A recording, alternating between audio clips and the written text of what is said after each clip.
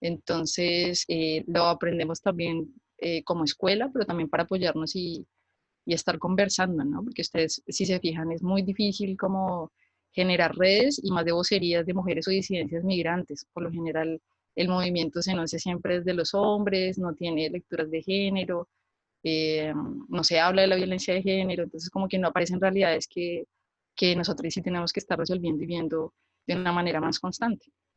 Lo otro que ha sido clave, pues, es ubicar a personas justamente claves que en el territorio nos ayuden a materializar los derechos que el Estado no garantiza, ¿no? Entonces, la agencia de apoyo y resguardo, entonces, pues, nos ha tocado de alguna manera dedicarnos estos años a descifrar cómo funciona el sistema, cuáles son los documentos, los requisitos, qué es lo que hay que hacer. En este contexto de pandemia, por ejemplo, esos bonos estatales de los que se hablaban, pues estaban supeditados a tener el registro social de hogares, no toda la población migrante lo tiene, es un trámite que ahora quedó para realizar de manera virtual y aun cuando lo realicen no necesariamente eso garantiza que tu puntaje te haga recibir el bono, ¿no? Entonces, una vez más, la exclusión.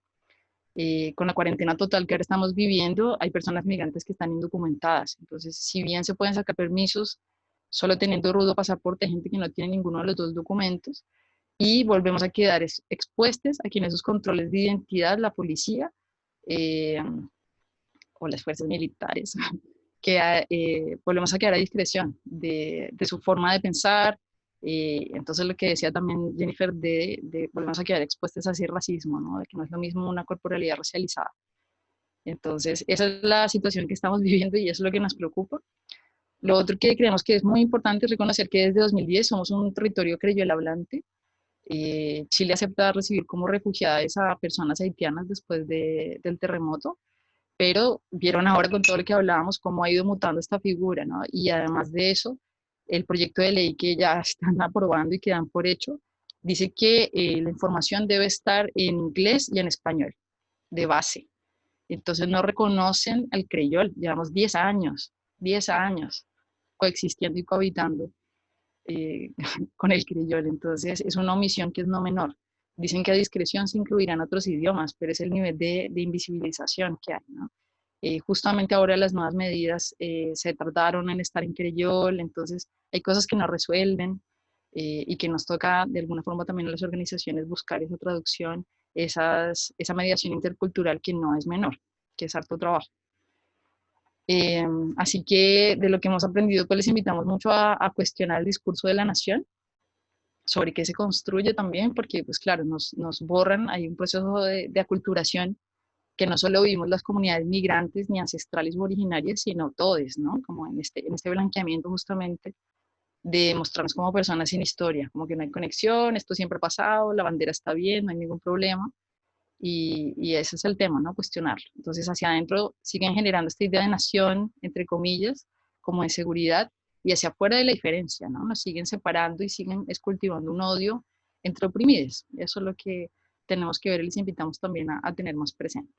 Y a cuestionar fuertemente el discurso de la integración, que es el único que le posibilitan a la población migrante y que también es asimilacionista y también busca lo mismo, ¿no? Blanquear, homogenizarnos, y es cuánto tienes tú que esforzarte para poder ingresar en la chilenidad, ¿cierto? Sabiendo ya de antemano, y por eso hay que cuestionarlo, que en un escenario nos reconocen como personas. Entonces, por eso está bueno dejar de pelearnos entre oprimides, sino empezar a ver a quién nos oprime realmente. Entonces, compartimos opresor, no queremos pelearnos por él. Nadie se pelea por piraña. Bien. Y lo otro que vemos es fortalecer nuestra capacidad de acoger y acompañarnos. Esto ha estado bien bonito porque ha sido un giro que hemos tenido que aprender como con la brigada también. Hemos logrado realizar pues espacios de cuidado, como les decía, para otras corporalidades migrantes, activistas, y ahí nos hemos dado cuenta que nunca nos habíamos detenido, incluso en nuestro proceso de migración, a revisar, a revisar si conocíamos o no técnicas de cuidado, a realmente dimensionar pues cómo estábamos, lo que implica pues nuestro activismo también, poner la cuerpa, digamos, a esta realidad tan racista y acompañarnos en el proceso también. Eh, si ustedes se fijan, por lo general, cuando se habla de migración, no se contempla una dimensión emocional. Y pues uno de los fenómenos que se señala, digamos, desde la psicología es el duelo de Ulises, que es prácticamente nunca abandonamos un proceso de muerte de la persona que éramos en el país de origen y la que tenemos que reconstruir o recrear en el nuevo territorio. Y verlo también como acoger esa identidad diaspórica desde un lugar de cuidado es algo que proponemos también, de nuevo, para humanizar estos procesos y no verlo solo como leyes, regularización, documentos, sino todo lo que hay detrás. Hay una de las cosas que también nos ha servido mucho es poder identificar como el relato colonial, o sea, cómo la hegemonía se basa justamente en este circuito que ustedes ven ahí, que pues es un circuito que es al que tenemos que ver claramente y romper, que tenemos que desestructurar, desamezclar y poder ver cómo opera, ¿no? Entonces, primero nos venden un único relato, lo que les decía, ¿no? De esta blanquitud, de esta máscara blanca que nos hace ver súper insertada. Entonces ahí el racismo es un estado mental, no solo es un proceso histórico, entonces nos venden esta historia que es una única forma de ver el mundo, ¿no? Entonces no es lo que nos muestran, sino lo que ocultan, y ese único relato, esa hegemonía, pues va generando estereotipos, y esos estereotipos se transforman en prejuicios que se introyectan y se vuelven una práctica cultural, ¿no? Y esto se alimenta una y otra vez. Por eso vemos que los poderes fácticos de los estados lo único que hacen es criminalizar a las corporalidades migrantes. Si ustedes se fijan, cada vez que hay una calamidad, aparece que somos los responsables, ¿no? Entonces, no es que haya un problema de salud pública con el SIDA, el VIH, sino que la culpa la tiene la comunidad migrante. En el contexto del COVID, no es tampoco que sea una falla del gobierno, sino de nuevo las personas migrantes. Entonces, cuando aprendemos a identificar esos estereotipos y cómo nos venden ese tipo de realidades que también aplica a comunidades originarias, si ustedes se fijan, siempre nos muestran que tienen problemas con el alcohol, que hay deficiencia en su acceso a la tecnología, que son personas salvajes, entre comillas. Si aprendemos a ver eso, es mucho más fácil desestructurar justamente este mecanismo, ¿no? Eh, es lo que tenemos que cortar. Entonces, por eso está bueno generar otras imágenes, otros contenidos, preguntarnos también, que yo sé que ustedes son profes, qué tipo de recursos usamos, qué tipo de identidades están reflejando esas ilustraciones, esas narrativas, esos relatos, nuestros ejemplos, a qué apela nuestro lenguaje, justamente para salirnos de esto, de este círculo. Aquí, disculpen la imagen que está cortada, traté de encontrarla completa, pero la extravié. Y es un mapeo corporal, un ejercicio que hicimos con iconoclasistas. Ahí nos planteaban cómo interactúan los cuerpos en el territorio. Y pues la primera que hacíamos es que nos planteaban hombre y mujer, y dijimos, claro, no binaria. Y acto seguido, no sé si alcanzan a ver, pero como estas capas que hay hacia afuera, son como procesos de violencia que hemos vivido y que está bueno ver también, que es como lo que hemos acumulado también. Eh, desde un nivel histórico, ¿no? Entonces, claro, nos muestran como ahí habla como de la casa de brujas, ¿cierto? La Inquisición, el genocidio americano, después viene este proceso, digamos, de dictadura, ¿cierto? Y ahora como la sociedad del cansancio. Y ahora podríamos sumarle de nuevo la opinión con este aislamiento social, ¿no? Entonces, si tenemos la capacidad de ver como todas esas dimensiones de violencia o de dolor que también llevamos de alguna forma en nuestra sangre, deberíamos también armarnos de esas capas o de alguna forma de romper también ese circuito de violencia, ¿no? De sometimiento, de desmoralización, eh, justamente para poder emanciparnos. Entonces aparecen ahí los feminismos, el goce, les amiguis, y eso está bueno verlo, ¿no? Si ustedes se fijan, el único relato jamás nos habla de revoluciones, de sublevaciones, de levantamientos. Entonces tenemos una larga tarea también en interpretar a las comunidades migrantes o al flujo migratorio, a la movilidad humana, a las identidades, no solo como algo puntual, sino también con una perspectiva histórica. Y eso nos va a unir. Por eso es importante abordar las fronteras, si tenemos la capacidad de ver este tipo de dimensiones. Eh, por eso está bueno que como profes igual lo veamos, ¿no? Como propuesta. Y acciones a futuro, aquí viene el reto, porque bueno, como vieron, no es muy esperanzador, esa ley ya dan por aprobada y tendríamos que ver también qué vamos a hacer, ¿no? En adelante.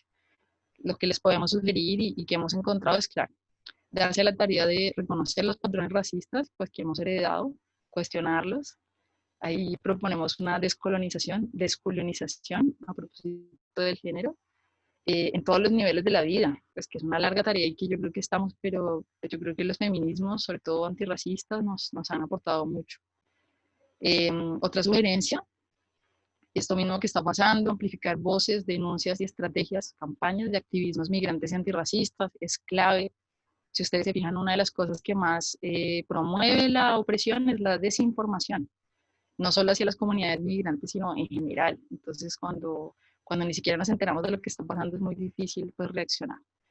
Eh, pues les invitamos a que reconozcan en su barrio, en sus territorios, dónde están las redes o quienes están trabajando con comunidades migrantes, tener eso claro. También para que ustedes puedan ser puente y si conocen a corporalidades migrantes, poder conectarlas con esas redes, poder apoyarles también, porque es una labor pues súper dura. Ustedes ya ven un poco en solitario en ese sentido.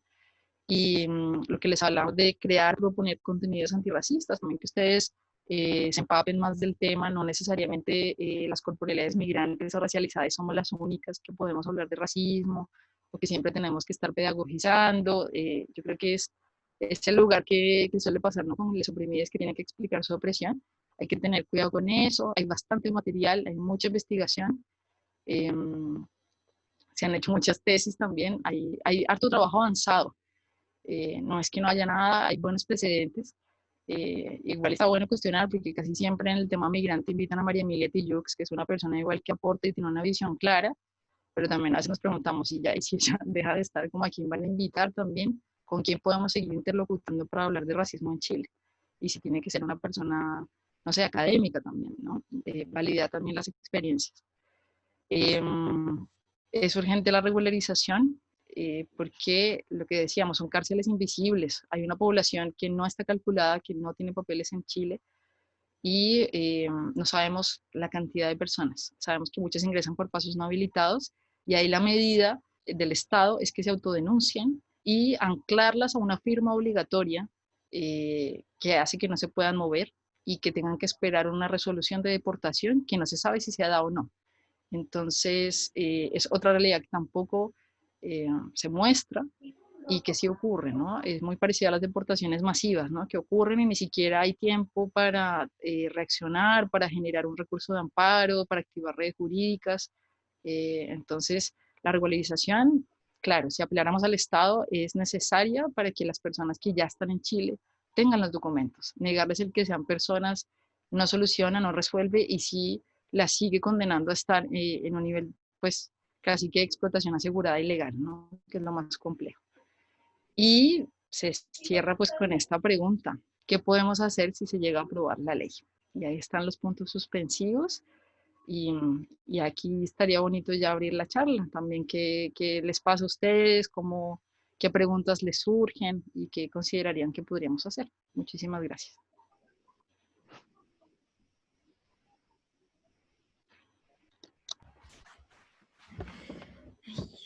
Muchas gracias, Jenny, Caru, como por la presentación, por como todo lo que, todas las reflexiones también que nos invitan, que nos proponen las discusiones, las, De no, compartir.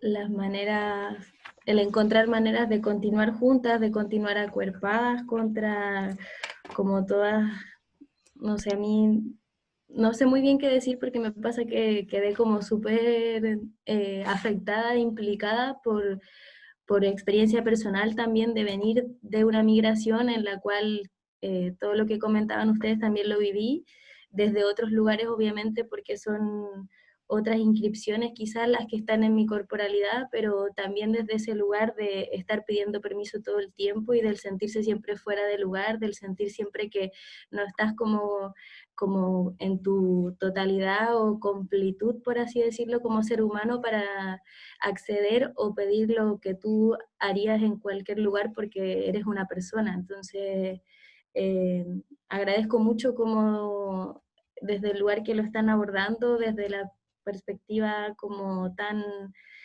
consciente, activista de la migración y bueno, muy de acuerdo que abramos las preguntas y habían algunas ya en el chat, entonces voy a leer esas en primer momento, pero la idea es que también vayan apareciendo más como en esta conversación más fluida. Esto fue hace rato igual.